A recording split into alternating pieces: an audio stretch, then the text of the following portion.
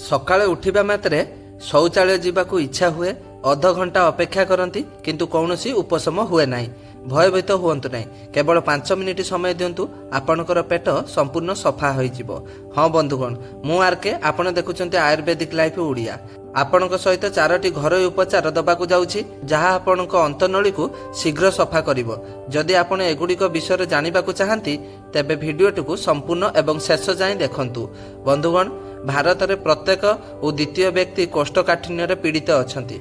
कोष्ठकाठिन्य जोगु पेट फुला हुए जहाँ आपन को सारा दिन अस्वस्तिकार रखे, पेटरे भारीपण हुए जहाँ आपन को असहज अनुभव कराए, मनोभाव परिवर्तन, मुहरे व्रण, कम शक्ति एवं केतक समय रे पाटिरु दुर्गंध आसीबा आरंभ हुए। कल्पना करंतु जेतेबेले सबकिछि आपनक शरीर भितर लागि रहिबो तेबे विषाक्त पदार्थ परिमाण स्पष्ट भाव में बढ़िबो एवं फलस्वरूप आपणकर रोग प्रतिरोधक शक्ति मध्य दुर्बल होइजिवो।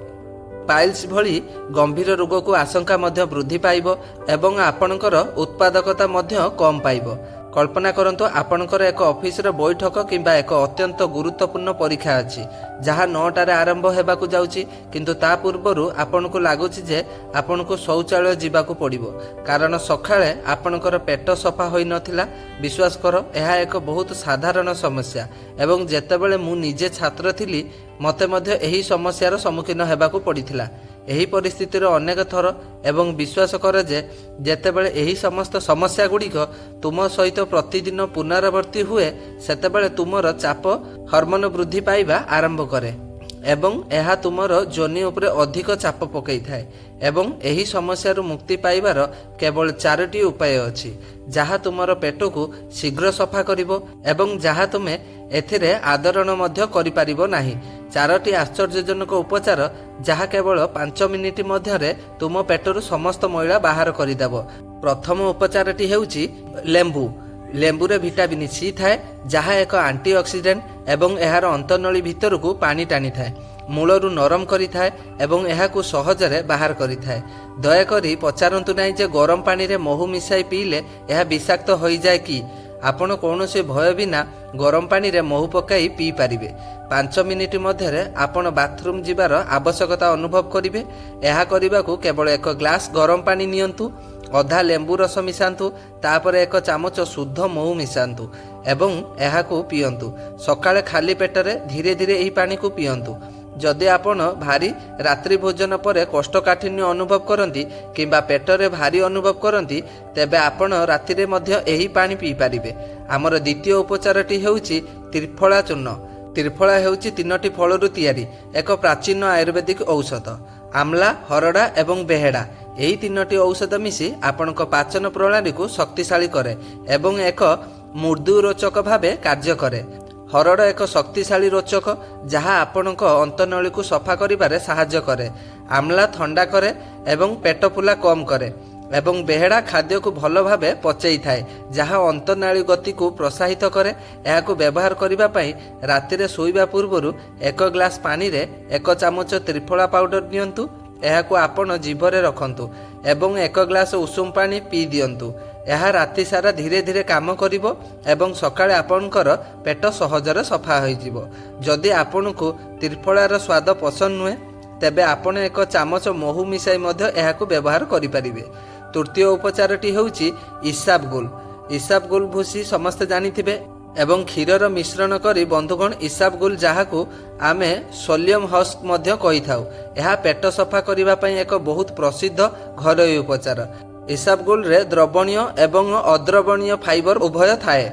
द्रवणीय फाइबर अंतनली रे पानी को शोषण करे जहाँ आपणक मल को नरम करे।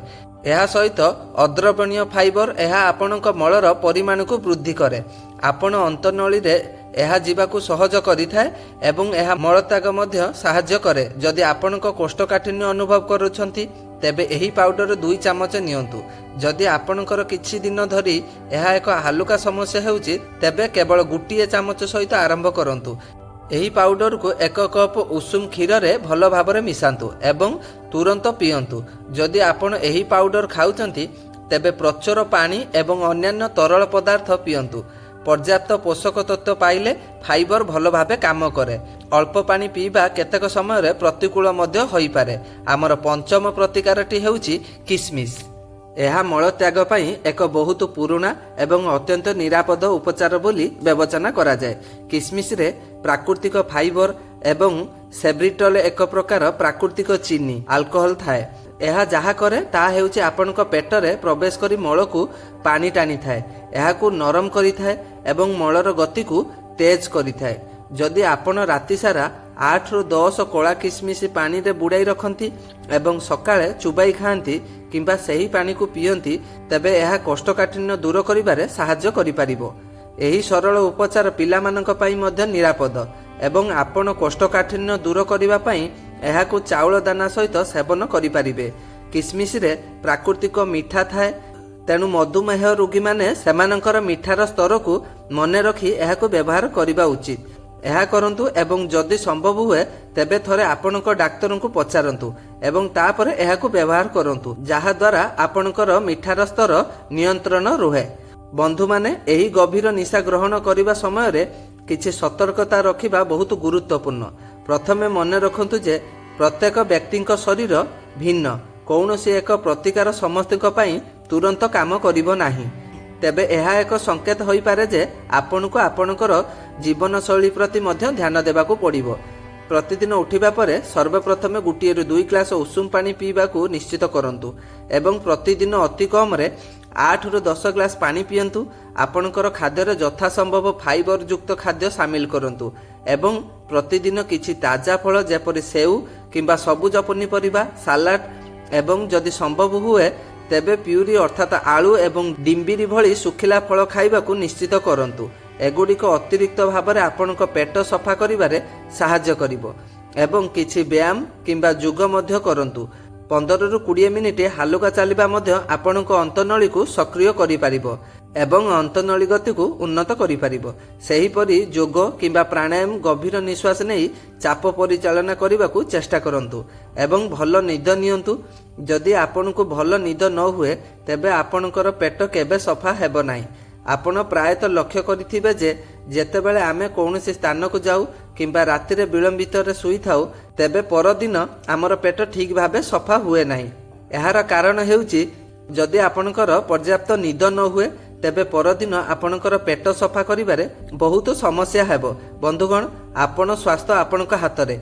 एही उपचार गुडी को ग्रहण करी आपण केवल कोष्ठकाठिन्यरु मुक्ति पाई परिबे नाही बरं दीर्घकालीन भावरे आपणकर पाचन स्वास्थ्य को मध्य उन्नत करि परिबे। आशा करूछे आपणको एही भिडियोटी पसंद आसीथिबो। जदि आपणको एहा पसंद आसीथाय तेबे एहाको लाइक करंतु। जदि आपण चैनल रे नुआ तेबे सब्सक्राइब करंतु एवं जदि आपणकर कोनोसी प्रश्न अछि किंबा किछि पचारिबाकू चाहुचति तेबे आपण तळे कमेंट बॉक्स रे मते पचारि पारिबे। एक नूतन कार्यक्रम रे देखा जिबा पर्यंत से पर्यंत निजर भल जत्न नियंतु, हसुथाओ, प्रतिदिन किछि नुआ शिखुथाओ, जहा द्वारा तुमे सबुदिन पई सुस्थ रही पारिबो। रहिली। जय जगन्नाथ।